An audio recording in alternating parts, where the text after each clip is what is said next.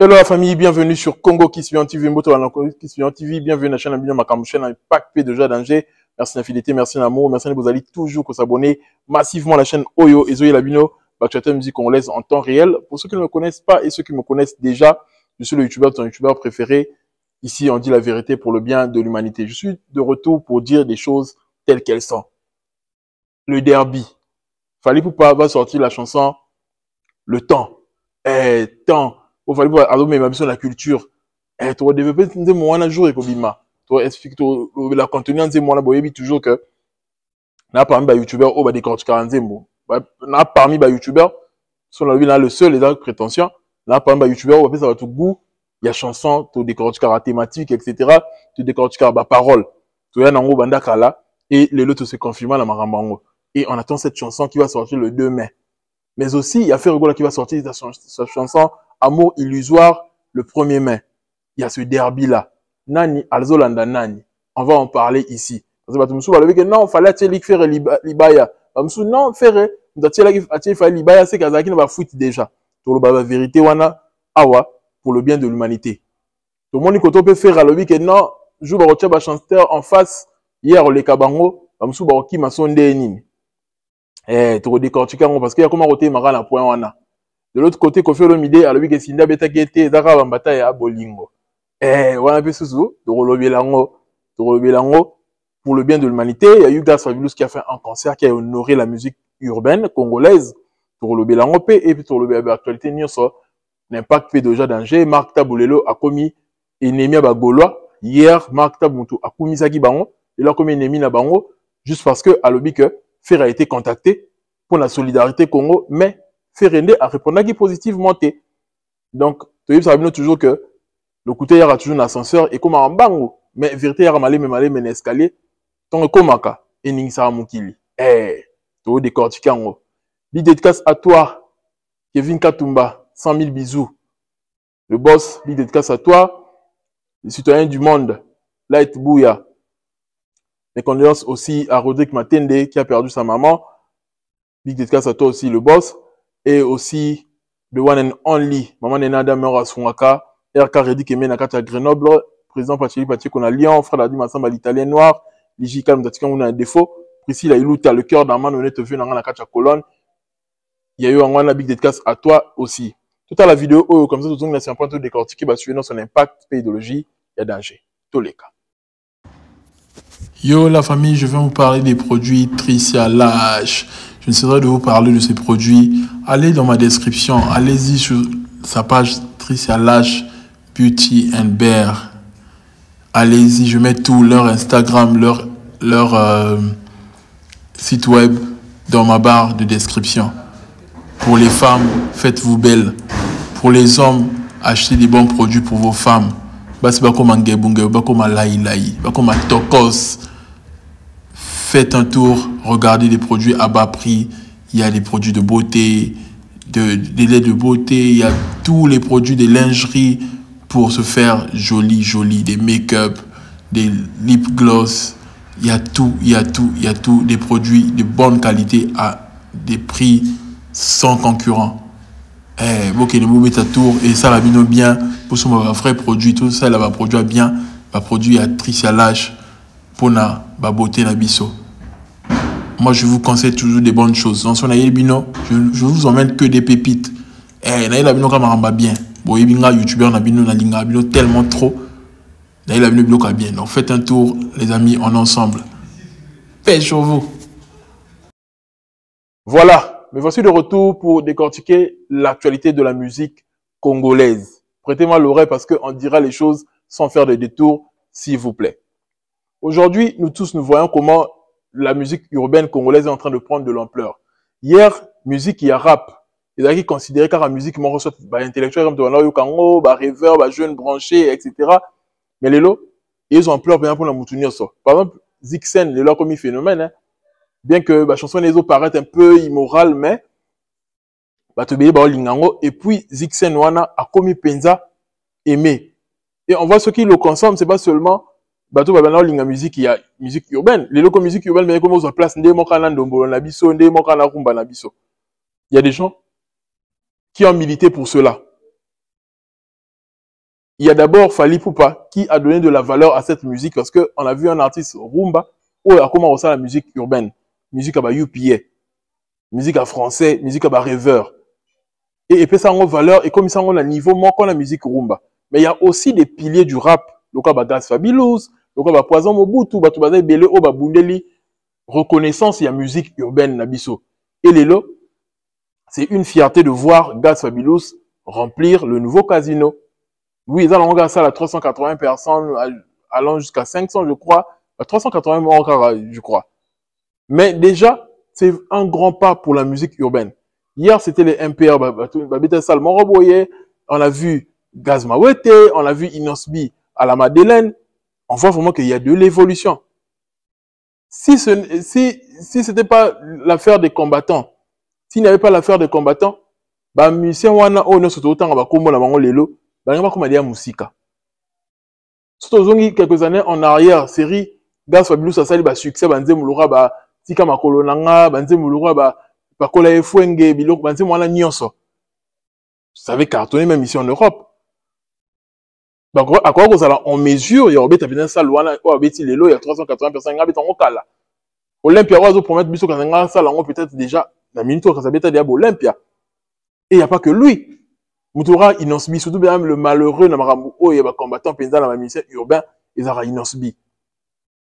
À ça, la tube, il y a ma casse, le rôle là, Yopé. Il y avait l'affaire combattant, il y avait aussi le Covid. Oh, et bon, ma paysan m'a belé. Mais si c'était pas seulement, s'il n'avait pas tous ces trucs-là, il allait aller loin.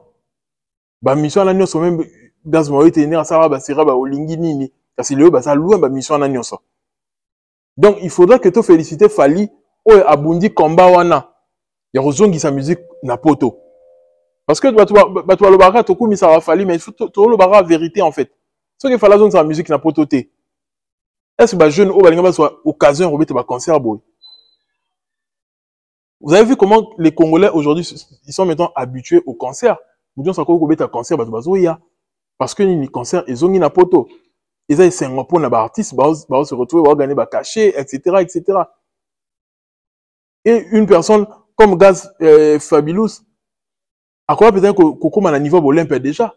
Pour concert à 300, 400 personnes, la limite que cachet n'est pas 3000 euros la limite. Cachet n'est pas les cas prix en athée parce que sur le moyenne, il y a billets avec combien? Billets à 30 euros.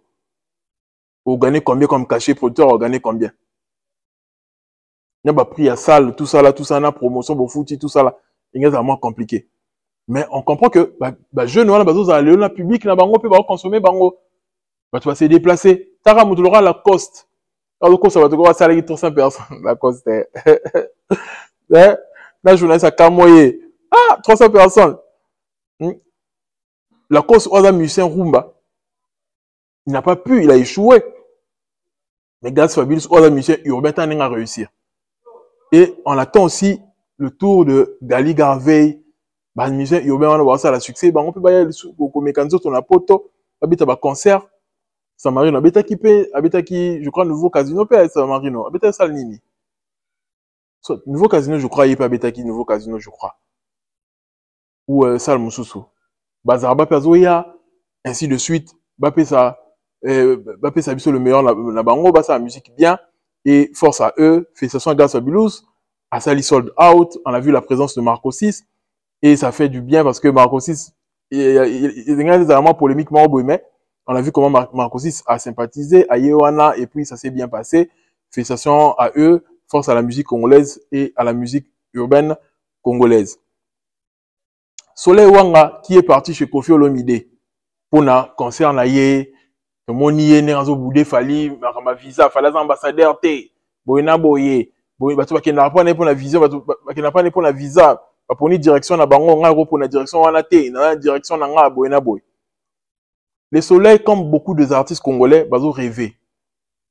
Bazo wana bazo compter sur ma vieux wana oyo, lelo baza sous na public T. En vrai de vrai, baktikali nostalgique. Même bato baya na hippodrome, baya pour la nostalgie, mais baza sous ba fanatique actif T. Même Werason, bato bazo ya na ba concert, et là bato batikali pour la nostalgie. Mais ba fanatique actif baza sous T. Si aujourd'hui Kofi Olomide veut compter sur les Gaulois, Déjà, Koffi Olomide n'a toujours pas été l'artiste populaire ya Congo. Alors, la première popularité. C'est que yo komi, na âge au comme kolo, au salina banzi magito côté soleil, au convaincre public té, mais au compter sur la Koffi. Qu'est-ce que Koffi va t'apporter? Koffi a remanipulé au kaka po, bo attaquer Fally ne bo sala wana. Aujourd'hui, on comprend clairement que bateau bazo attaquer Fally, surtout les artistes musiciens, ils sont commandés par Koffi en fait. C'est lui, leur commandant, leur chef. Ah oui. Koffi Mdouatina Bango. Même les journalistes, même comment on balouke la Fally, on comprend que c'est Koffi qui est derrière eux. Bon, remarquez en haut. Si on a attaqué Fally, à balouke les Fally, alors comment on soutenir Koffi? Hier, on disait que Fally Moutou a manipulé la presse, Fally Moutou a manipulé les musiciens, Moussoussou, Fally Boyena Boy. Mais aujourd'hui, on a compris clairement que Koffi Olomide, c'est un grand manipulateur. Si Koffi Olomide Moutou Malamou, pourquoi peut-ce qu'on featuring Théo Soleil pendant toutes ces années au salon de peiné pour lancer le succès? Pourquoi accorder un featuring T? Pour Koffi Olomide ait un succès hier. Tant que ça, le roi Ikiawana. Pourquoi peut-ce qu'on featuring T? Tant que ça, le roi à Lidor. Tant que ça, le Bélé Sala a succès, on a 1 million, etc. Après ce featuring T. Les lois, comment c'est servi na bino pour attaquer Fally. Parce que Fally comme bête noire là. Koffi comment on t'a la Fally, donc avec admiration, côté msouna haine, on contrôler le sentiment na été. Là, linga moi na wa uti pa nanga, là inaye na sa nini. Tant Koffi comment tu vas y aller là-bas. Le moment là c'est qui? Hein? Ça veut dire que t'as la Fally pendant de près. Et bah, Soleil, on va comprendre, il n'y a pas que Soleil, il y a beaucoup d'artistes dans la génération où on va comprendre que bah, vu on a utiliser, bah, vu on a sous la force, ma casse mingité. T'as fait à d'autres qui m'ont des questions, il y a Marama Koffi, est-ce qu'on va inviter tout eux? Pourquoi d'autres qui m'ont? Parce que on comprend que vu on a bénéficier de Bagolois. Bagolois, bah, aucun concerne, vu on a bénéficié. Hier, Koffi Olomide bénéficier aussi des Warriors. Mais est-ce que hier, ils ont bénéficié vraiment de la fanatique à Koffi? Bah, ça combien? Tout à l'heure, les réseaux sociaux à Koffi. Bon, on a que la fanatique, on va dire combien, on va dire actif. Il y a le nom Koffi qui joue. Bah, mettons qu'on fasse ça, la émission, mais t'as 100 000, oui. Mais il y a le nom Koffi qui joue. Est-ce que ces fanatiques-là sont actifs? Capables d'aller au concert, capables d'acheter des tickets? Est-ce qu'ils sont actifs aujourd'hui? Non. Pour vous dire que, bah, vu on a même tout ça, il a petit ou un aujourd'hui, fallait pour il fallait que Batouya quartier la terre va soutenir hier. On voit comment aujourd'hui, la cause sont un petit poteau na nouveau théâtre de gymnase. N'enga zongi maman comme il respect envers Ferré. Pour faire un pilier la bande élite na bango na n'enga batu babima la wenge. Il y a Ferré et héritier pour ba réussir pendant le niveau moro ya likolo. Baza fier là-bas. Faut voir à la cima, mouton a réussi, faut à la cima na ekaka. Na bino na quartier la terre mouton a réussi, il a fallu. Pourquoi Bolingabo ça a contré? On voit aucun membre du quartier la terre venir soutenir Fally. Tout le monde a bassé le baza cima ferré. Parce que nous sommes cima ferré. Faire un coup de il y a danger, mais parce que bino na quartier la terre, voilà mouton aura Fally au numéro 1 il y a musique francophone. Mais vous avez un discours mort, vous avez dit que mouton a boudé Fally. Soleil attend la terre, attend la nzembo leki kana sucreté. Tout ça nzembo a fallu aux abena que dans na CP na CC. Tout ça nzembo la commentaire. Attends les kukuma. Cela nzembo bongote. Mais moi ben j'ai boudé fallu l'émission. Pourtant nganga makamuna yete. Vous ça soki ni nte akoma koloba loba wana. Ah tu fais le lendo ko okaza muta solo. Ah. Soleil. Hein? Okaza muta solo. Et lelo même ba camionnette mbola ba komi ko baluki la Fally. Comme il faut soutenir Koffi. On se comprend que Moutatina rabat Moutarasima Batouana. Donc on va commander ni so comme détracteur il y a Fally.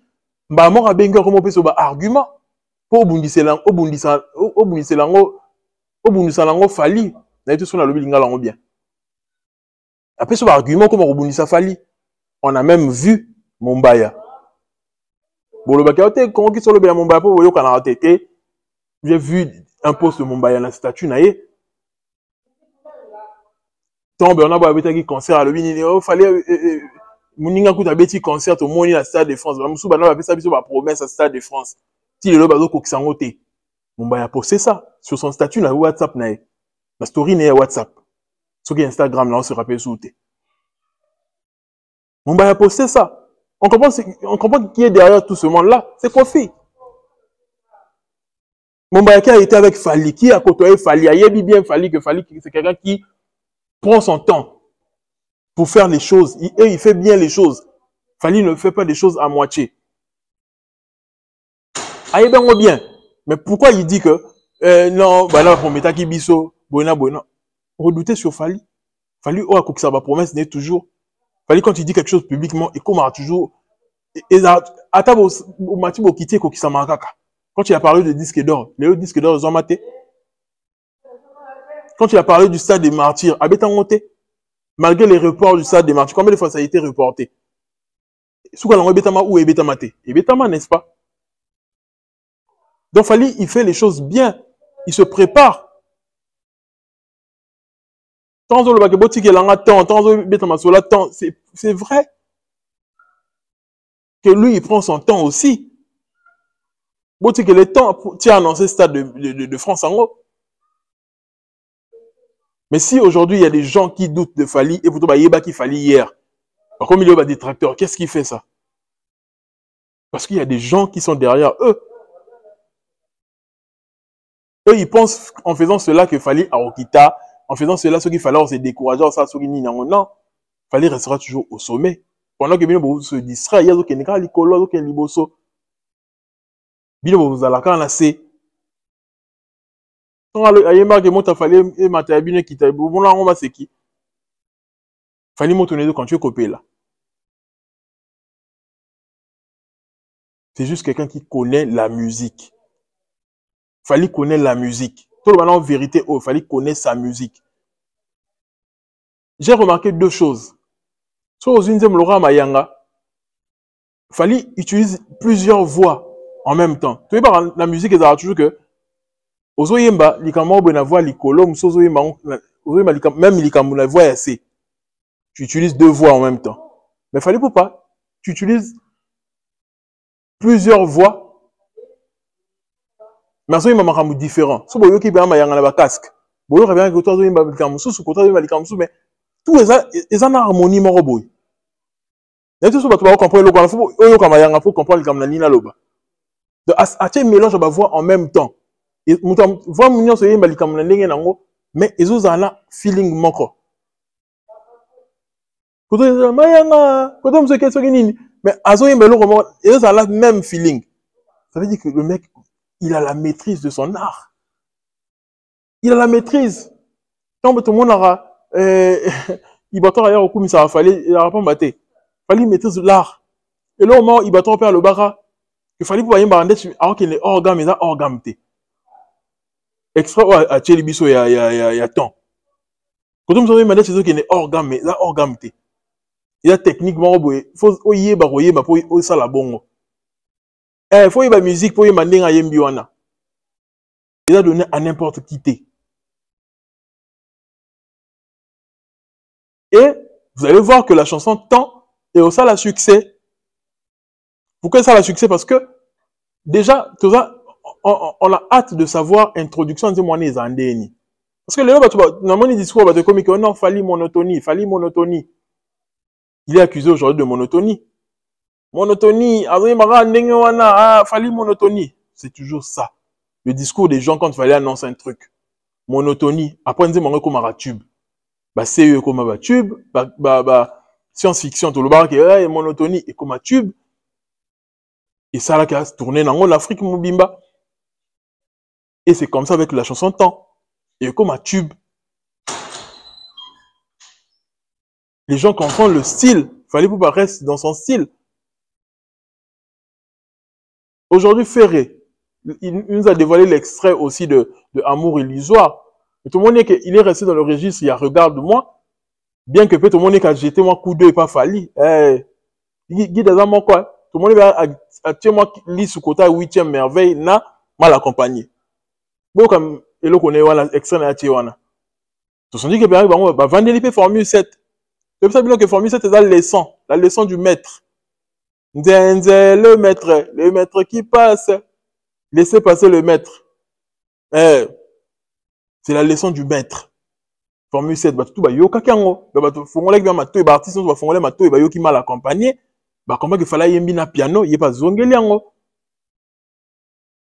A zongeli yango. Et puis c'est bango musala, après c'est bango devoir. C'est que difficulté d'arrêt c'est OK. Nze bango peut ça la succès.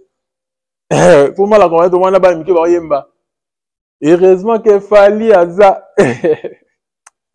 Joie la yebi musique. Joie la yebi bien musique ma cassi. Et le côté que Fally pouvoir nous emmener encore le côté culturel, il nous emmène il nous pousse à se cultiver. Toye ba dominer na mukili, ba écrivain, ba tout ba ça makambu ma cassi na science. Donc fallait continuer science na kacha musique. À continuer à développer côté on a se cultiver. Donc comme que chaque fois que quand il Fally et pousser tout ça ba recherche. À mon tout la salle ni nango. Tant il y a garde du cœur, tant on a biso Claude Monet. Hein? Claude Monet to Henri Matisse. Eh t'as là, tu vas aller vous marrer hein? To Henri Matisse. Bilo ko na to yeba rangote. Yo yeba Henri Matisse au fond la mise au talanga. Yo yeba Henri Matisse. Yo yeba Claude Monet. Et ça pour la Fally.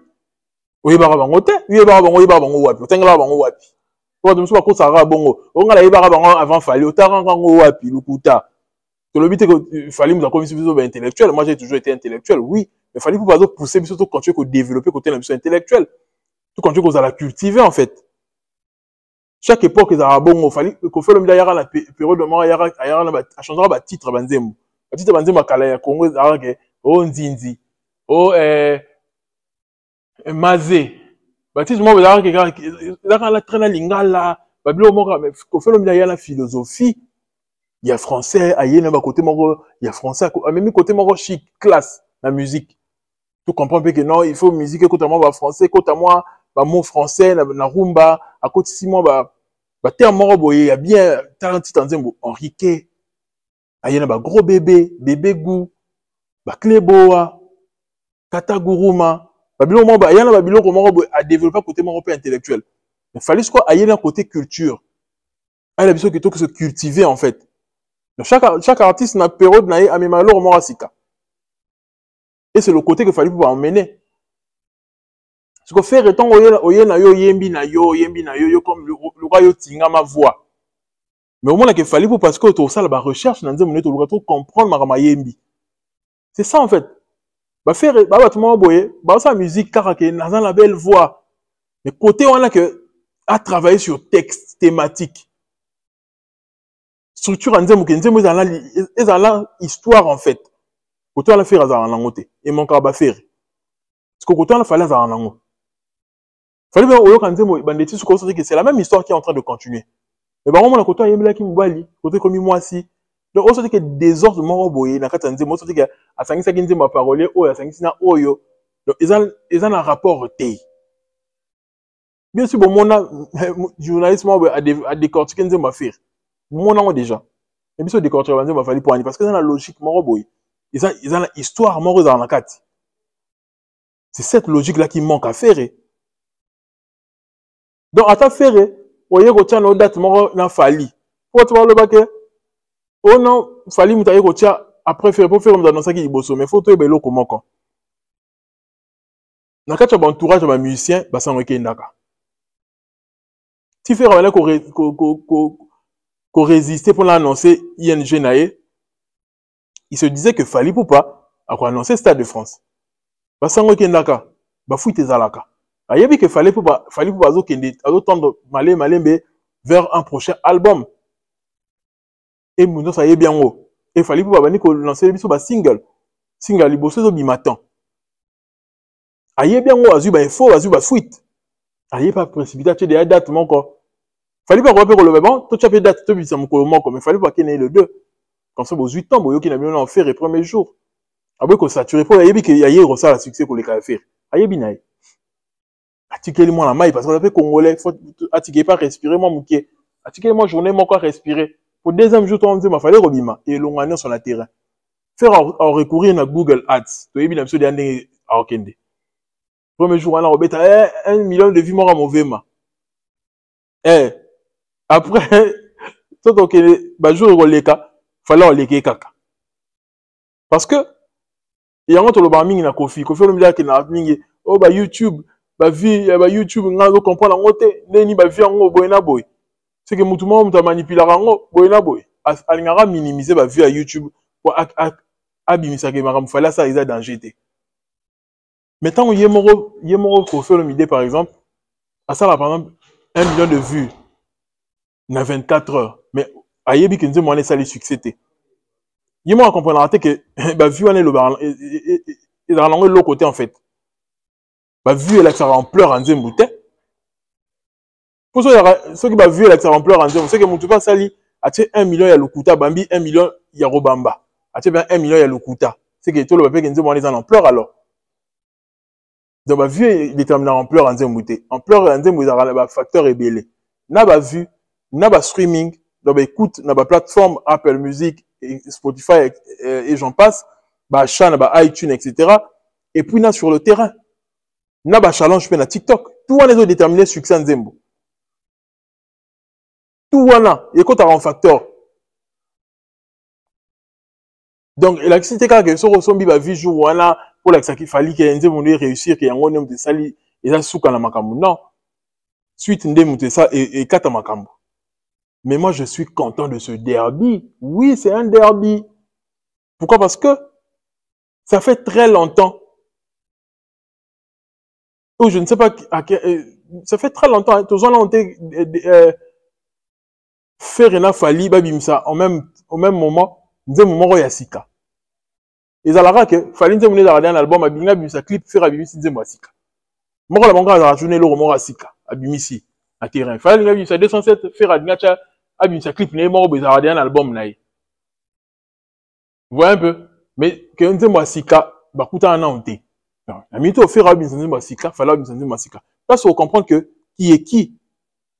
Parce que déjà en termes de prestation scénique fallait pour l'activité clairement qu'à l'équipe faire. Fallait salir ba concert etikali. Fallait tu vas tourner dans le monde entier au faire à salité. Fallait tu qui devoir la trilogie ti siko faire azo mais la paiement. Dans la zone Sony écoute dans place ça va bolande ba beta tolo pa na makamba ING. Et ta ING en de comme les bancs kilo. Faire yemo coup de tourner mais ndenu tout retozi double ING tene tout ça qui double Adidas Arena. Oh non et dépendant na vie sauter et dépendant na ba golo. Vous voyez vous comprenez que Adidas Arena on a ezaki euphorie ya eu arena faline de ça qui va tu va y a la détermination bongo. Mais tellement que retour exacté yo ye opesi batu elengité na concert en batu baye na concert babimi wana bazaki insatisfait moi bazonga sous prochainement ils atteint moi détermination na bazonga lango souté OK fallait pour pas ayebi ndeni ko fidéliser ba client na ye ba fanatiques qui sont les warriors de so baye na concert oyo a fidéliser bango pour la prochaine concert ce ko faire ayebi loko wana te ayebi ko pesa batu elengité que batu baye sous concert prochain concert. Asa wana ka kolela mwana mawa kaka. Mais couper ça va te fidéliser ba client ayebi yango te. Donc en termes de prestation scénique fali aleki na efere. Asali marambo ebele asali ba concert ebele. O etikali. Ba concert ebele o ekotisi mbongo. En termes d'album, fallait asali ba album à succès ko le ka faire. Faire dans l'album te o esala succès ko le ka album a fali. Exacté.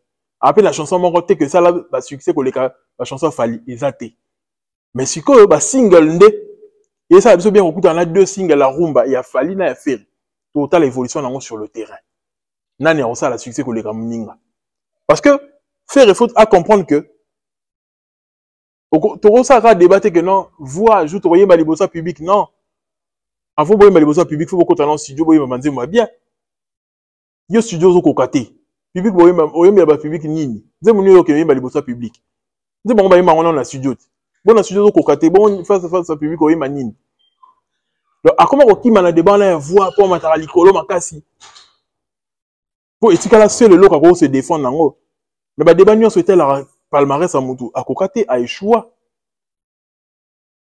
pour palmarès on te compare avec Cristiano na Messi te compare bon na nini par rapport ya to compare bango par rapport ya ballon d'or na bango ba réalisation na bango ba nombre de buts etc.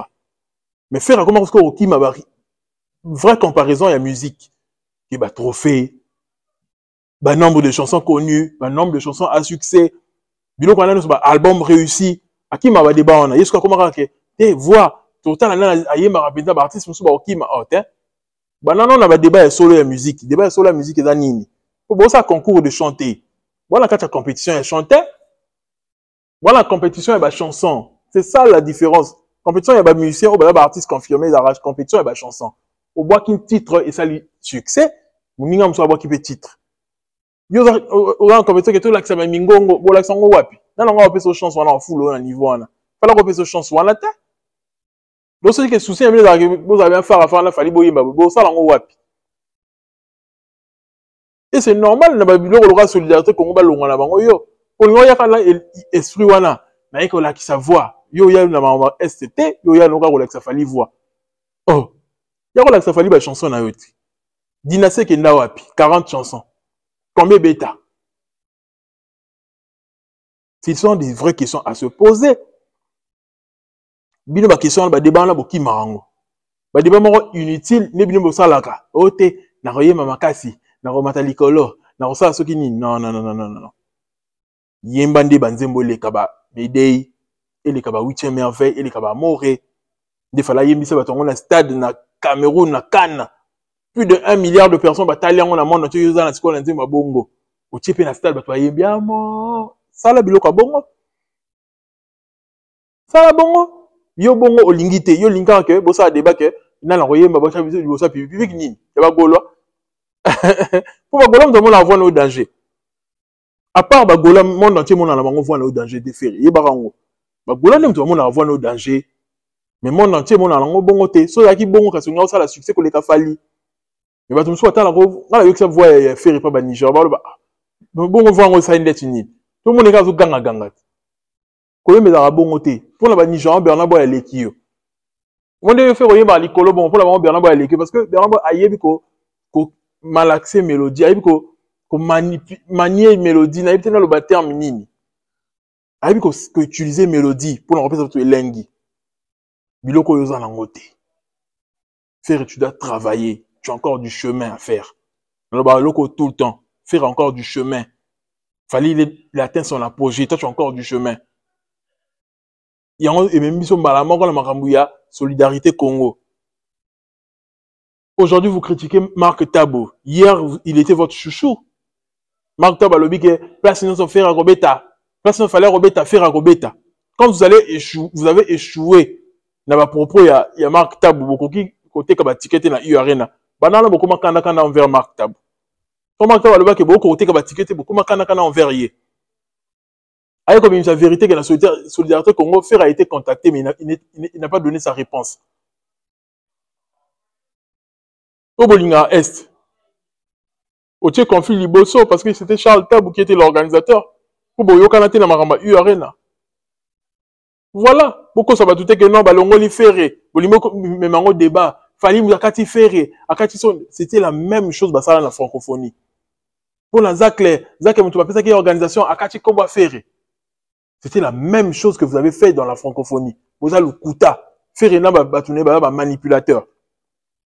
Vous créez communication, il y a le Kouta pour manipuler public, pour manipuler opinion. Que Fali Moutou, Asali Kebakata, artiste congolais Moussoussou. C'est faux. Ferré a été contacté. Mais il n'a pas répondu présent. C'est de ça qu'il s'agit.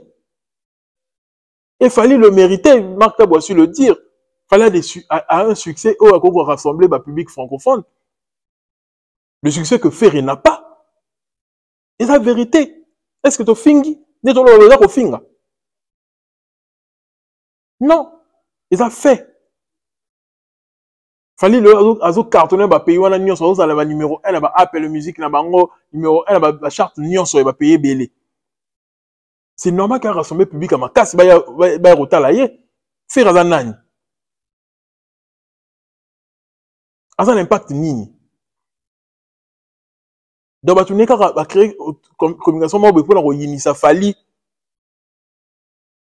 Et puis, normalement, la Virginia, le bac a été ferré, Bata Est, Balinganze, Mounewana, Ferre a beaucoup fait pour l'Est. Qu'est-ce qu'il a beaucoup fait pour l'Est? Il n'a pas fait ce qu'il fallait faire pour l'Est. Il fallait organiser des matchs, vente aux enchères. Il a organisé beaucoup de trucs pour l'Est. Il est parti parler de l'Est partout où il est passé dans les plateaux de télé au Ferrinant à l'Écaté. Il le méritait largement. Bon, tu as débat, oh, il y a des débats insensés dans un sens moroté. Et dans un sens moroté. On est fiers de Fally parce qu'il a travaillé. Bozo Diembelande Fally trop. Rendez-vous quand on est bon, qui fera quoi?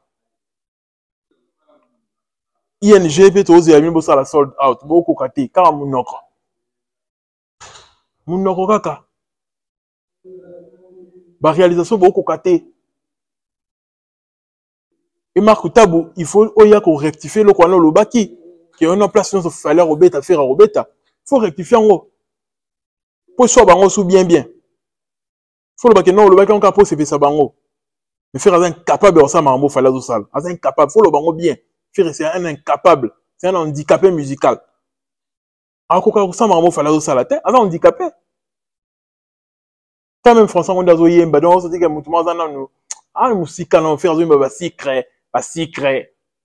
Fallait bilo qu'on a travaillé au Canada, bah, bilo qu'on a eu, bah, faire un an, on a bilo qu'on a, bah, secret. Parce que, bah, ni, on a zolo, bah, le ban, on a eu, small boy, c'est que ça rend ma bête, John. C'est que ça rend ma bête dans la talaï. C'est que ça rend ma bête. Alors, loin, non, fallait place, fallait communier, fallait se cultiver, fallait à communier la dimension, au faire dans un comité. Donc, ce que faire à ligne que, bah, tout, bah, ça a bien fallu, ça a la loi, na bango, c'est qu'à évoluer, ça a été. Pour les lois l'industrie, bah, tout, au côtoyer, bah, yebi fallu. Bah, ça rappelle bien à fallu. Donc, ce que l'on a voilà, que Charles Tabloura, ça a bien à fallu. Donc, organiser solidarité, on a oyate. C'est qu'on y a un événement, mon côté. Surtout la solidarité, visibilité, il fallait jouer. T'as la chaîne où est posté, en haut. Bah, c'est news, bah, chaîne a mis néné sur la France 24, etc. Faire rater visibilité, no karapo, et pour la lolène de mon raison, à moutouna ma col. Fallo ya. Oya royemba, no yo lo bawana, ya mukolo, ya royemba, yemba raka. Banzi mango yeba na langote wana yemba raka, batu banga batalo kaka quand même de tout matana yo. Oui. Obanga kino kutana ba wayo banga bachola yo. Ba wayo bo traumatiser affaire, bo traumatiser affaire na niveau mo boye baraté. Bo traumatiser fort. Pour clôturer,